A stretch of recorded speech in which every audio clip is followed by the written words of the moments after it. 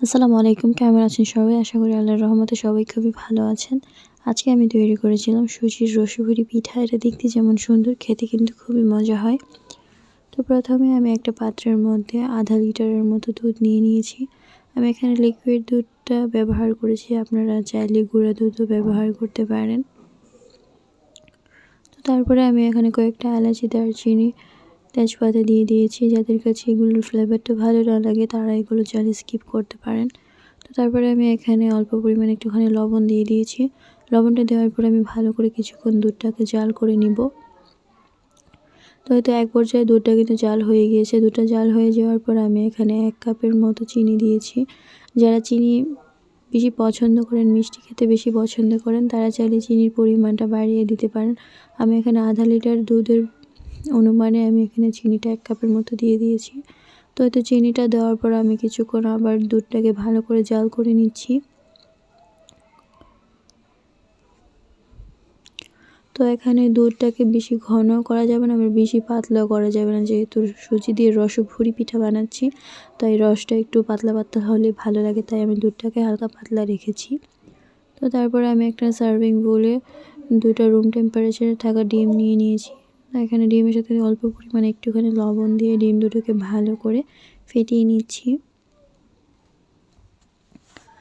তো এক পর্যায়ে ডিম দুটো ভালো করে ফেটিয়ে নেওয়ার পর আমি এখানে সব মিলিয়ে 1 কাপের মতো সুজি অ্যাড করেছি। তবে সুজিটা হালকা হালকা করে একটু একটু করে দিয়ে সুজিটাকে অ্যাড করতে হবে, একসাথে সুজিটা দেওয়া যাবে না। দেখতেই পাচ্ছেন আমি ডিমের সাথে অল্প অল্প করে সুজিটা দিয়ে সুজিটাকে মিক্স করছিলাম। তো অল্প অল্প করে দিলে সুজিটা ভালো করে ডিমের সাথে মিক্স হয়ে যায়। খেয়াল রাখতে হবে সুজিটা যেন ভালো করে ডিমের সাথে মিক্স হয়।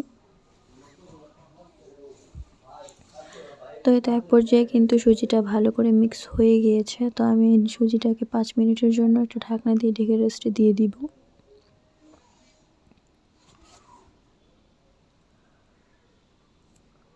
তো এটা 5 মিনিট পর আমি দেখতেই পাচ্ছেন সুজিটা কিন্তু অনেকটা ফুলে গিয়েছে। তো আমি একটু নাড়িয়ে দেখিয়ে দিয়েছি, দেখতেই পাচ্ছেন ডোটা কিন্তু অনেকটা ঘন হয়েছে, বেশি কিন্তু পাতলা হয়নি, আবার বেশি একটা ঘনও হয়নি। তো এরকম পরিমাণে দিয়ে একটা ডো তৈরি করে নিতে হবে।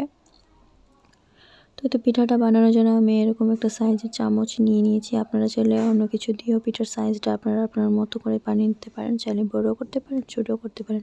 তো একই রকম সাইজে তৈরি করার জন্য আমি এরকম একটা চামচ নিয়ে নিয়েছি। তো একটা প্যানের মধ্যে তেল গরম করতে দিয়ে দিয়েছিলাম। তেলটা যখন হালকা গরম হবে তখন পিঠাগুলো দিয়ে দিতে হবে। তেলটা বেশি গরম থাকা অবস্থায় পিঠাগুলো দিলে উপর দিয়ে পিঠাটা কালার হয়ে যাবে, ভিতর দিয়ে পিঠাটা হবে না, সিদ্ধ হবে না আর কি। তো এটা দেখতে পাচ্ছেন আমি একে একে পিঠাগুলো দিয়ে দেওয়ার পর পিঠা কিন্তু ফুলে একদম উপরের দিকে চলে এসেছে। তো আমি একটা চামচ দিয়ে পিঠাগুলো একটু উল্টে পাল্টে দিচ্ছিলাম। তো এই পিঠাটা বেশি ভাজা যাবে না, হালকা যখন একটা কালার চলে আসবে তখনই কিন্তু পিঠাটাকে উঠিয়ে ফেলতে হবে। তো আমি একটু নাড়াচাড়া করে হালকা ভেজে নিচ্ছিলাম। তো এই তো দেখতেই পাচ্ছেন হালকা একটা কালার কিন্তু চলে এসেছে। তো কালারটা চলে আসার পর আমি একটা ছাঁকনি দিয়ে পিঠাগুলোকে তেলটা ছেঁকে তুলে নিচ্ছিলাম।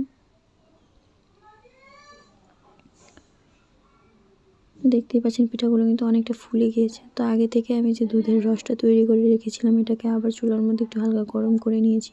তারপর পিঠাগুলোকে দিয়ে দিয়েছি। তো পিঠাগুলোকে দেওয়ার সময় খেয়াল রাখতে হবে পিঠাটা যেন গরম থাকে, এই অবস্থায় পিঠাটা দিয়ে দিতে হবে। তো পিঠাগুলো দেওয়ার পর আমি আরও কিছুক্ষণ পিঠাটা দেওয়ার পর আবার কিছুক্ষণ আমি এটাকে জাল করে নিচ্ছিলাম। এটা জাল করা হয়ে যাওয়ার পর আমি কিছুক্ষণের জন্য ঢাকনা দিয়ে রেখে দিব। ঢাকনা দিয়ে কিছুক্ষণ রেখে দিলে হয় কি পিঠাটা যে দুধের যে রসটা সেটা খেয়ে একদম ফুলে যায়। তো দেখতেই পাচ্ছেন পিঠাগুলো কিন্তু অনেকটা ফুলে গিয়েছে। তো আমি একটা সার্ভিং বলে পিঠাগুলো ছেঁকে ছেঁকে নিয়ে নিচ্ছিলাম। দেখতে কিন্তু অনেকটা মিষ্টির মতো মনে হচ্ছে, কালারটাও কিন্তু সুন্দর এসেছে, দেখে বোঝাই যাচ্ছে না যে এগুলো সুজি দিয়ে তৈরি করা হয়েছে। তো আমি পিঠাগুলোর উপর দিয়ে যে দুধের যে রসটা তৈরি করেছিলাম এটা দিয়ে দিচ্ছি। তো তারপরে আমি কয়েকটা বাদাম কুচি করে রেখে দিয়েছিলাম, বাদামগুলো দিয়ে দিয়েছি। বাদামগুলো চাইলে আপনারা নাও দিতে পারেন, আমি এগুলো ডেকোরেশনের জন্য সুন্দর দেখানোর জন্য দিয়েছি। দেখতে কিন্তু সুন্দর হয়েছে, বাদামগুলো দেওয়ার পর আরও সৌন্দর্য কিন্তু বেড়ে গিয়েছে। তো আজকের জন্য রেসিপিটা এতটুকুই। আর রেসিপিটা ভালো লাগলে পেজটাকে একটা ফলো করে রাখবেন, শেয়ার দিয়ে রাখবেন এবং একটা করে কমেন্ট করবেন। তো আজকের জন্য এতটুকুই। সবাই ভালো থাকবেন। আসসালামু আলাইকুম।